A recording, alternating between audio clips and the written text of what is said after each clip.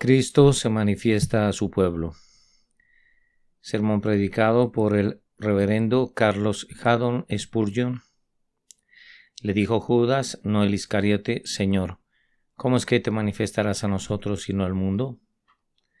Juan capítulo 14 y versículo 22. Qué bendito Maestro fue Jesucristo, cómo permitió que los discípulos se familiarizaran con él, aunque era el Señor de la vida y la gloria, el grande poderoso, así como el hombre de Nazaret. Ve cómo habla con sus pobres discípulos, los pescadores, como si hubiera sido de la misma clase y orden que ellos. Él no fue como ninguno de tus dignatarios que se enorgullecen de esa dignidad, ninguno de esos eclesiásticos a los que les encanta llevar mucha formalidad y caminar por encima de otros hombres, como si fueran de hecho sus compañeros, sino que habla con sus discípulos tal como lo haría un padre con sus hijos, incluso más amablemente que un maestro con sus alumnos. Les permite formularle las preguntas más simples y en lugar de reprenderlos por su familiaridad, condesciende a responder todo lo que quieran preguntarle. Felipe pronunció una frase con la que uno pensaría que ningún hombre sensato que había estado tanto tiempo con Jesús podría haberlo molestado. Él dijo: «Muéstranos al Padre y nos basta».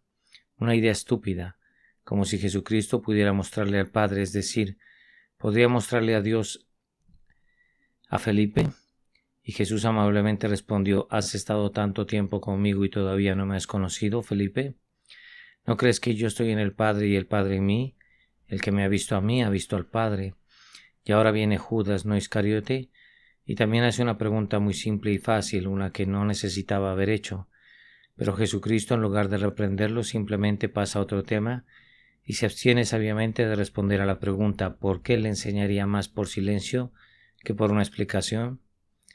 También debemos notar aquí cuán particular es el Espíritu Santo en cuanto a que un hombre bueno no debe confundirse con un malo. Él dice Judas, no Iscariote. Había dos con el nombre de Judas, el que traicionó a nuestro Señor y el otro que escribió la epístola de Judas, que debió llamarse Judas. Algunos de nosotros, al leer el nombre de Judas, podríamos haber dicho: fue ese traidor Judas Iscariote el que hizo la pregunta. Pero el Espíritu Santo no permitió que se cometiera este error. Esto nuevamente debería enseñarnos que no es un deseo ocioso que deseemos que nuestro nombre sea transmitido a la posteridad. Todos deberíamos desear tener un carácter impecable. Deberíamos desear que se cumpla esa promesa. La memoria de los justos es bendita. No quisiera que mi nombre se confunda con el de un criminal que fue ahorcado. No quisiera que escribieran mi nombre ni siquiera por error en el calendario de la infamia. Por mucho que ahora pueda ser falseado, algún día se sabrá que honestamente he luchado por la gloria de mi Maestro y Dios dirá: Judas no Iscariote. El hombre no era un engañador después de todo. Pero ahora abandonaremos a Judas por completo y procederemos a mirar nuestro texto. Contiene dos cosas. Primero, un hecho importante. En segundo lugar, una consulta interesante. Señor, ¿cómo es que te manifestarás a nosotros y no al mundo? Aquí hay un hecho y una pregunta al respecto. Primero entonces, aquí hay un gran hecho, que Jesucristo se revela a su pueblo, pero no lo hace al mundo. El hecho está implícito en la pregunta, e incluso si la Escritura no declara que es la verdad. Hay muchos de nosotros que tenemos una Escritura plasmada en nuestros corazones, la Biblia de la experiencia que nos enseña que es verdad.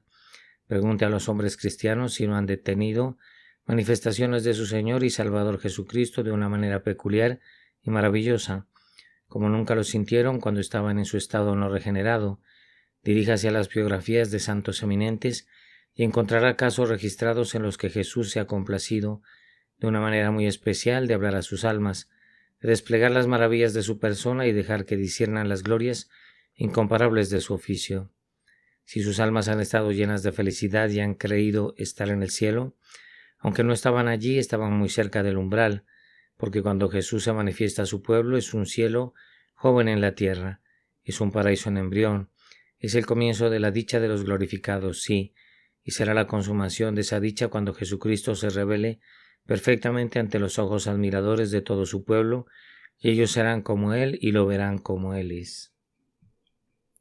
Estamos a punto de hablar algo esta mañana, entonces, sobre esa manifestación especial que Jesucristo garantiza a su pueblo, y solamente a su pueblo, haremos 4 observaciones aquí.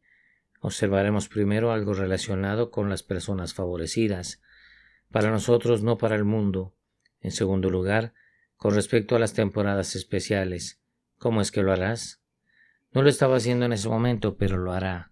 Hay temporadas especiales. En tercer lugar, algunos comentarios sobre la maravillosa exhibición. Te manifestarás a nosotros como no lo haces al mundo. Luego, en cuarto lugar, nos detendremos un poco en los efectos que esta manifestación producirá en nuestras almas. Primero entonces, ¿quiénes son las personas favorecidas a quienes Jesucristo se manifiesta? ¿Cómo es que te manifestarás a nosotros y no al mundo? Parece, según el texto, que las personas a quienes Jesucristo se muestra de esta manera maravillosa no pertenecen al mundo. ¿Quiénes entonces son esas personas? Estoy seguro de que sería difícil para usted o para mí descubrirlas.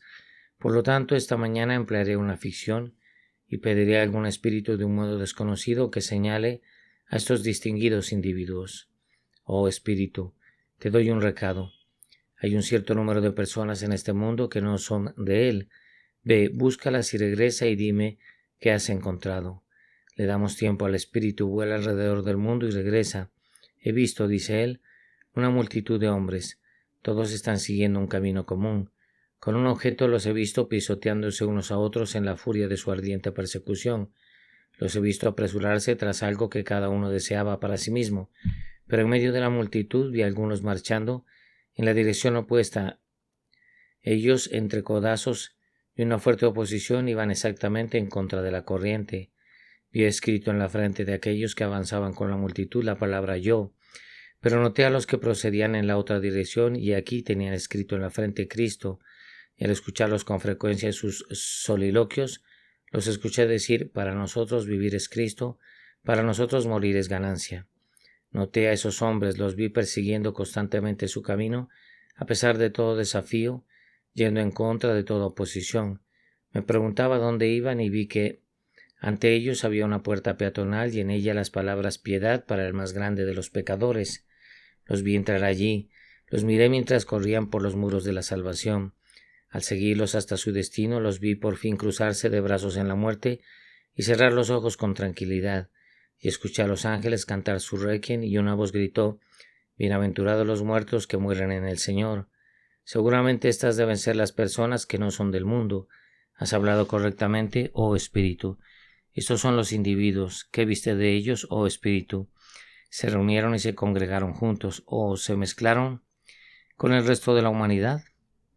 ¿Por qué?, dice él. Me di cuenta de que una vez en la semana se congregaban en un lugar determinado al que llamaban la casa de Dios. Escuché su canción de alabanza. Los vi doblar rodilla en reverencia, no solo en esa casa, sino en privado. Fui testigo de sus gemidos, sus luchas y sus agonías. Sabía que eran hombres de oración y hombres que amaban a Dios. Los vi reunirse en asambleas privadas para contar lo que el Señor había hecho por sus almas. Noté que no se encontrarían con los malvados.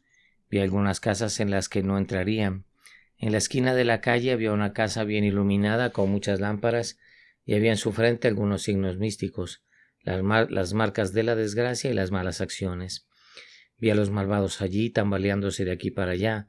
Los observé en su embriaguez, pero noté cómo el hombre cristiano puso su mano en sus ojos y pasó por ese lugar. También vi otra guarida del infierno, donde había escenas representadas que el ojo no debería haber visto, donde se escuchaban gritos de jolgorio y alborozo, pero no canciones de santidad. Miré alrededor de ese atrio y no distinguía ninguna de estas personas bendecidas. No estuvieron por los caminos de los impíos, ni se sentaron en la silla del escarnecedor, ni anduvieron en consejo de los injustos. Noté que, como pájaros del mismo plumaje que se juntarían, encontraron a sus compañeros y allí fueron, que construyeron su nido en el mismo árbol y que habitaron debajo del mismo techo.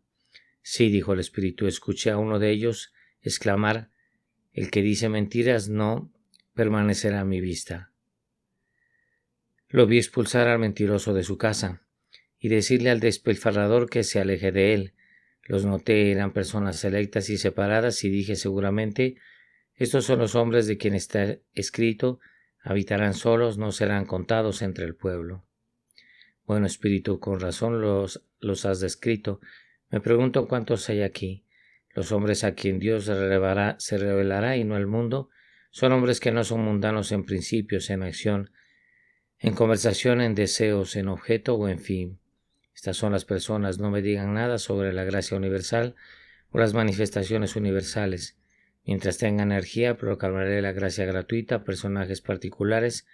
Siempre que encuentre escrito, te manifestarás a nosotros, pero no al mundo. Nuestro siguiente comentario es sobre las temporadas especiales. Estos hombres altamente favorecidos no siempre ven a Jesucristo por igual. No siempre se sumergen en la luz del sol de su semblante. Hay momentos especiales en que Dios se complace en revelarse a su pueblo. Y estas temporadas son generalmente de dos tipos: tiempos de servicio y tiempos de prueba. Nunca encontré que un cristiano perezoso o indiferente tuviera una manifestación de Jesucristo. Nunca escuché a alguien que se entregó por completo a los negocios hablar mucho de manifestaciones espirituales. No, pobre alma. Tenía la religión suficiente para salvarlo, pero no lo suficiente como para hacerle comprender las bendiciones espirituales y especiales de un cristiano. Los que hacen poco por Cristo, Cristo hace poco por ellos. En cuanto a favores especiales, quienes se sientan, cruzan los brazos, comen, beben y están satisfechos, no son los hombres que entran en la cámara secreta del Altísimo y disfrutan de la presencia del Todopoderoso. Los hombres que son más celosos por su Maestro perciben la mayor parte de su bondad amorosa y disfrutan de las más ricas bendiciones del Señor. Pregúntele a un cristiano cuándo es más feliz. Le dirá que cuando trabaja más. Sé quién soy. Todavía no he intentado descansar y sin duda encontraré todo menos descansar cuando lo tenga. Cuando paso un día sin predicar el nombre de mi Maestro, siento que no he hecho lo que debería haber hecho y no me quedo satisfecho hasta que vuelva a estar dentro de las 4 tablas de un púlpito. Cuando trabajamos más duro, sentimos la gracia más abundante. Cuando cavamos más profundo, obtenemos el agua más dulce. Quien trabaja más tiene su pan más endulzado, y confía en ello. Las gotas de sudor son bendecidas para hacer que el pan seco baje. Siempre tendremos más felicidad cuando más trabajemos por Cristo. En cuanto a Isaacar, que es tan fuerte, agazapado entre 2 cargas, el hombre que hace poco, la promesa es un látigo para el caballo, una brida para el asno y una vara para la espalda del necio. El hombre holgazán debe tener castigo, pero el que vive a su Dios puede regocijarse. El que sirve a Dios también puede regocijarse, porque Dios lo tratará con exquisiteces. Le dará su porción mezclada con miel. Él dirá: he tomado tu pan y lo he mojado en mi propio plato. Tómalo y cómelo, porque eres uno que trabaja en mi propia viña. Será en temporadas de servicio o, como he dicho, en temporadas de prueba.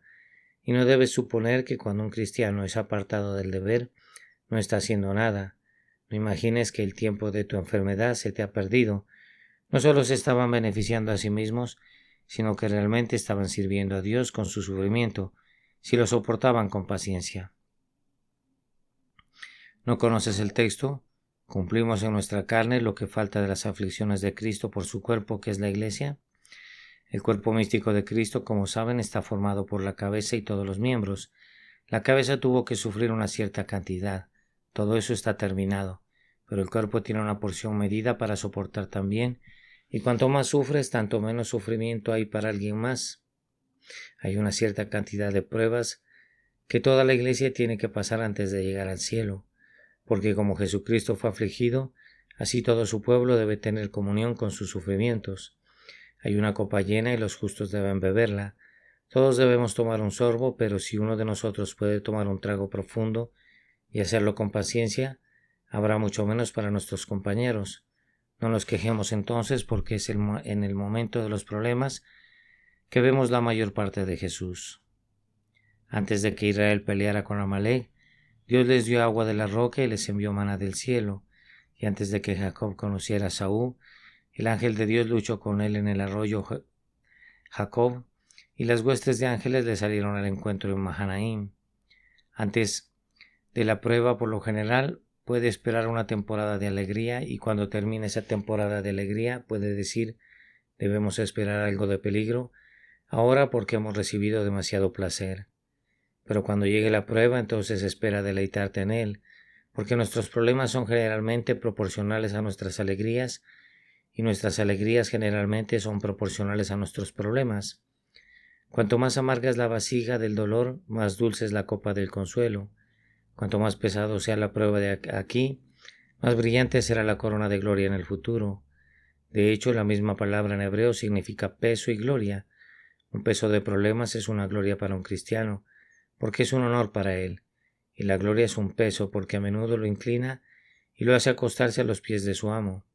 Apelo a mis hermanos y hermanas y les pregunto, ¿cuándo han visto más a Jesús? ¿Cuándo han estado caminando en el jardín de las delicias? ¿O cuándo la amarga medicina ha estado en la boca? ¿No has tenido mejores visiones de Jesús cuando has sido atormentado por el dolor que cuando has sido elevado por la prosperidad? Cuando el granero ha estado lleno, la tinaja de aceite ha reventado y el vino se ha derramado, a menudo es cuando el santuario de Dios ha sido abandonado y el gabinete de la bondad amorosa de Dios casi no se tiene en cuenta. Pero cuando la higuera no florece y cuando no hay rebaños en los establos, entonces es que Dios a menudo se acerca más a sus hijos y se revela más a ellos. El siguiente pensamiento es la maravillosa exhibición en sí. Jesucristo se manifiesta a sí mismo. Hay muchas manifestaciones de Dios para sus hijos, pero esta es la más preciosa de todas. Hay algunas manifestaciones que nunca deseamos volver a tener. No queremos tener ese descubrimiento que tuvimos de nuestra pecaminosidad. Cuando nos despertaron por primera vez, se lo dejaremos a Dios, nunca oraremos por ello. Pero aquí hay una manifestación que nos gustaría tener todos los días. Me manifestaré a Él. Lo hace de diferentes maneras. Durante mucho tiempo he tenido una manifestación de sus sufrimientos en el Getsemaní. He estado meditando durante meses sobre sus agonías. Creo que incluso he comido las hierbas amargas que crecen allí y bebí de ese torrente negro de Cedrón. A veces he subido escaleras solo para ponerme en el mismo lugar en el que estaba Jesucristo y pensé que podría simpatizar con Él en sus sufrimientos. Creí ver el sudor de sangre cayendo al suelo. Tenía una visión tan dulce de mi Salvador en sus agonías. Espero que algún día pueda acompañarlo aún más y verlo en el Calvario y escuchar su grito de muerte, Elí, Elí, lama sabactani. Lo sé, algunos de ustedes han visto a Jesús con los ojos de la fe, tan claramente como si lo hubieran visto con sus ojos naturales. Podías ver a tu Salvador colgado en la cruz. Creías haber visto la corona de espinas en su cabeza y las gotas de sangre que corrían por su rostro.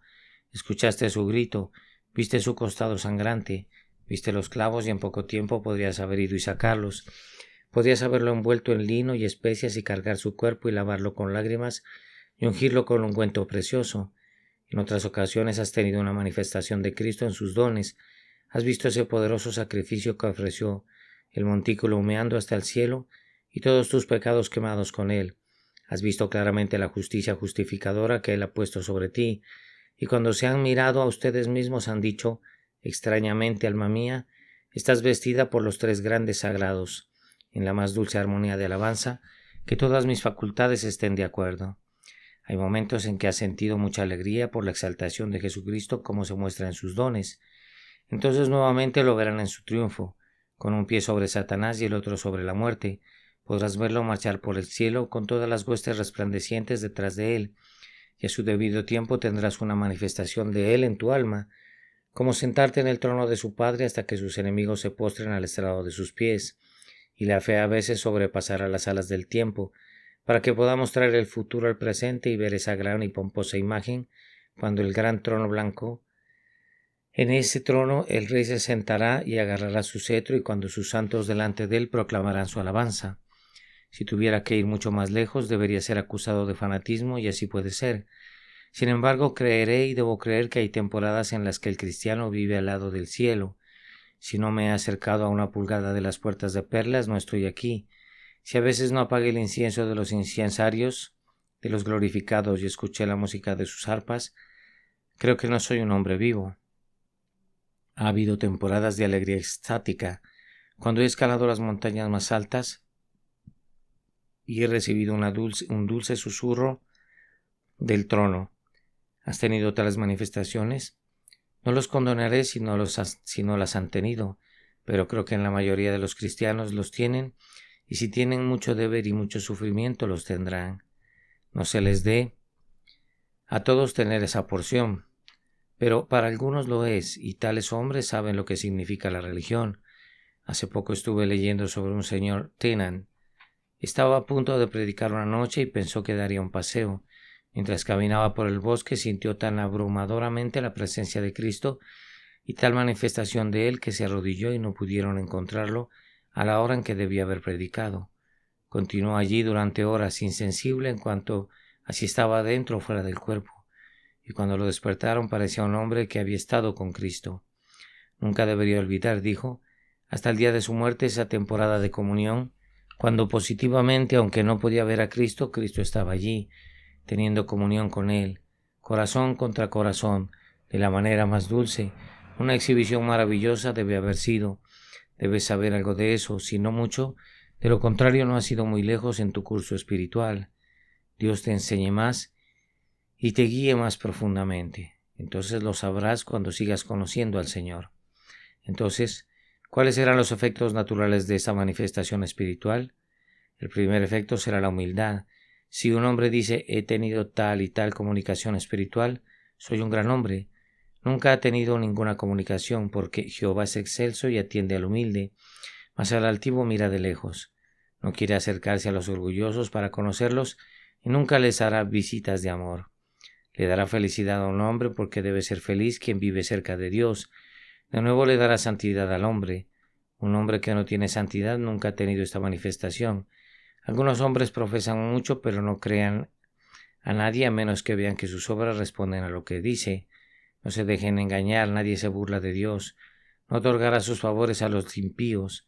Si bien no rechazará a un hombre perfecto, tampoco atenderá a un hacedor malvado. Por lo tanto, habrá tres efectos de cercanía a Jesús: humildad, felicidad y santidad. Que Dios nos los otorgue. Ahora, para el segundo punto, una pregunta interesante. Judas dijo, ¿cómo es que te manifestarás a nosotros y no al mundo? ¿Cómo se planteó esta pregunta y cómo se respondió? Primero fue planteada por ignorancia. El pobre Judas pensó, ¿cómo puede Jesús manifestarse a nosotros y no al mundo? Porque si Él baja de nuevo, el mundo lo verá también como nosotros. ¿Cómo puede hacerlo? Supongamos que aparece en un carro de fuego o desciende en una columna de nube. Si lo vemos, el mundo también debe verlo. Entonces, pobre, muy ignorante, dijo, ¿cómo puede ser, Señor? Quizá también la pregunta se hizo por su gran amabilidad. Ah, Señor, dijo, ¿cómo puede ser que te manifiestes a nosotros y no al mundo? Era un poco arminiano, quería que todo se diera a todos. Y él dijo, ¿cómo es que te manifestarás a nosotros y no al mundo? Oh, Señor, dijo él, desearía que fuera para todos. Ojalá lo fuera, mi benevolencia me pide que lo desee. Ah, mi amado, nunca necesitamos ser más benevolentes de lo que Dios es. Algunos dicen, si todos los pecadores fueran salvos, glorificaría más a Dios. Ciertamente Dios sabe mejor que nosotros cuántos pecadores lo glorificarán, y es mejor que le dejemos el número a Él, y no nos entrometamos con lo que no nos ocupa. Dicen las Escrituras, los necios se entrometerán, y necios son aquellos que se entrometen con lo que no les concierne. Pero sin embargo Judas dijo, Señor, ¿cómo es que te manifestarás a nosotros y no al mundo? Tal vez nuevamente fue el amor a su maestro lo que le hizo hacer la pregunta, oh Señor, pensé que vendrías y serías rey sobre todo el mundo, y ahora parece que solo debes ser rey sobre algunos. Deseo que el dominio de Cristo fuera universal. Quería ver en cada corazón el trono del Salvador. Deseaba que todos se inclinaran ante Él, y un deseo muy justo y loable, y entonces le preguntó a Cristo, ¿cómo puede ser, Señor, que no vencerás a todos? Jesús nunca respondió a la pregunta. Era correcto preguntarlo, pero nunca tendremos la respuesta hasta que nos levantemos allá. Quizás no allí. Una vez más, tal vez la pregunta fue propuesta por admiración, o dijo, ¿cómo es que te manifestarás a nosotros y no al mundo? Porque él podría haber dicho de sí mismo, ¿qué soy yo? ¿Qué es mi hermano Pedro aquí? Nada más que un pescador. ¿Qué es Juan? Nada más que un pescador. Y en cuanto a Mateo, era un publicano y engañó a cientos. Y Zaqueo, ¿cuántas casas de viudas destruyó? Sin embargo, dices que te manifestarás a nosotros y no al mundo. Allí está María la pecadora, ¿qué hizo ella para que te manifestaras a ella? Y allí está María Magdalena, ella tenía 7 demonios, pero ¿cómo es que te manifestarás a nosotros y no al mundo? ¿No es esta una pregunta que a menudo hemos tenido que hacerle a nuestras propias almas? Pausa, alma mía, adora y admira. Pregunta, ¿por qué tanto amor para mí? y la única respuesta que pudimos dar fue: gracia me has puesto en el número de la familia del Salvador. Ven a mí y pregúntame: Señor, ¿por qué soy cristiano? ¿Por qué Dios me ama? Debo responder: porque Él te ama. Pero ¿por qué Él te ama? La única respuesta que puedo darte es: porque Él te ama. Porque está escrito: Él tendrá misericordia de quien tendrá misericordia. Seguramente podríamos estar aquí con admiración y decir: Señor, ¿por qué, Señor? ¿Por qué te manifiestas a nosotros y no al mundo? Pero algunos dirían: porque eres mejor que el mundo. Esa es la razón, mucho mejor por naturaleza sin duda. Mejor que el mundo por naturaleza, porque algunos de nosotros fuimos bastante peores. Hay algunos de ustedes aquí que se entregaron una vez a toda forma de vicio, que se sonrojarían si se pusieran de pie aquí y contaran los pecados que han cometido, pero Dios se ha manifestado a ti como no lo hace al mundo. Seguramente tendremos una causa perpetua de asombro en los actos de la gracia soberana. Pero ¿cuál es la respuesta? ¿Por qué Cristo se manifiesta a algunos como no lo hace al mundo? La pregunta no fue respondida porque era incontestable. Nuestro Señor continuó diciendo: si un hombre me ama, cumplirá mis palabras, y mi Padre lo amará, y nosotros iremos a él, y haremos nuestra morada con él. No le dijo por qué se manifestaría a ellos, sino al mundo. A menudo me han hecho esta pregunta: ¿dices que Dios se manifiesta a unos y no a otros? ¿Puedes decirme por qué? Bueno, Jesucristo no lo hizo y no se puede esperar que haga más de lo que hizo. Pero le preguntaré si tiene alguna objeción al respecto. ¿No es suficiente que lo haga? Él ha declarado que tiene potestad sobre el barro para hacer de la misma masa un vaso para honra y otro para deshonra. Y si alguien encuentra falta, dice: ¿quién eres, oh hombre? Dirá la cosa formada el que lo formó: ¿por qué me has hecho así? Le preguntará el hombre a su padre: ¿por qué me has engendrado? No soy Dios y no puedo hacer lo que quiera con los míos. Pero dice el objetor: ¿no es injusto que Dios se manifieste a uno y no al otro? Dios responde: ¿me acusan de injusticia? ¿En qué sentido? ¿Te debo algo? Trae la factura y te la pagaré. ¿Te debo gracia? Entonces la gracia no sería gracia, sería una deuda. Si te debo la gracia, la tendrás. ¿Pero por qué debería tenerla mi hermano? Es igual de malo que yo. Seguramente, responde el rey, puedo dar lo que quiera. Tienes 2 mendigos en tu puerta. ¿No tienes derecho a rechazar uno y darle algo al otro? ¿Y no puedo hacer lo que quiera con lo mío? Tendré misericordia de quien tenga misericordia, y a quien quiera la daré. Bueno, dice el objetor, supongamos que la pido y la suplico, ¿no la tendré? Sí la tendrás, dice Dios, porque así cumple la promesa. Todo el que pide recibe, y el que busca encuentra, y el que llama se abrirá. Pero no puedo tenerla a menos que esté escrito que la tendré. Sí, pero si preguntas, está escrito que preguntarás. Los medios están tan ordenados como el fin. No podrías preguntar a menos que yo te inclinara. Y ahora no me hables de injusticia. Te pido que encuentres el pasaje en mi palabra donde alguna vez prometí dar gracia a todos. Miserable, ¿no te has rebelado contra mí? Tu destino es ser enviado al infierno para siempre. ¿No lo mereces? Sí. Entonces, ¿quién eres tú, que te atreves a acusarme de injusticia? Si tengo 50 hombres en un cadalso para ser colgados, ¿no tengo derecho a perdonar a quien quiera y castigar a todos los demás? ¿No cederás ante ella? No, dice el objetor, nunca cederé ante ella. Entonces, mi amigo, no esperes la salvación hasta que lo hagas. ¿Hay un hombre aquí que da cosas contra la soberanía divina? Es una doctrina de prueba, y si no la acepta, muestra que su orgullo no está fuera de él. Si predicamos la soberanía divina, algunos dirán: ese hombre es un antinomiano y un hiper. Despreciamos su calumnia y le recordamos que la acusación podría hacerse más propiamente contra usted.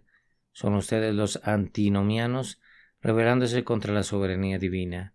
Pero un hombre que recibe la doctrina de tal soberanía irá al trono diciendo: quizás admitirá mi súplica, tal vez escuche mi oración, pero si perezco oraré y pereceré solo allí. Y ahora, ¿qué dicen a esto mis amigos? Sé lo que dirían algunos. Ellos gritarían: tonterías, creemos que la religión es algo muy bueno para mantener a las personas en orden, pero en cuanto a estas manifestaciones y estos éxtasis, no creemos en ellos. Muy bien, amado, acabo de demostrar la verdad de lo que dice el texto. Él no se manifiesta al mundo, y te has demostrado a ti mismo que eres uno del mundo, porque no tienes ninguna manifestación. Pero hay algunos cristianos aquí que dicen: no sabemos mucho acerca de estas manifestaciones. No sé que tú no.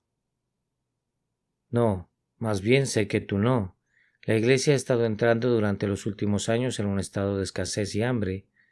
Dios ha enviado muy pocos predicadores que prediquen estas cosas especiales y la Iglesia ha ido bajando cada vez más.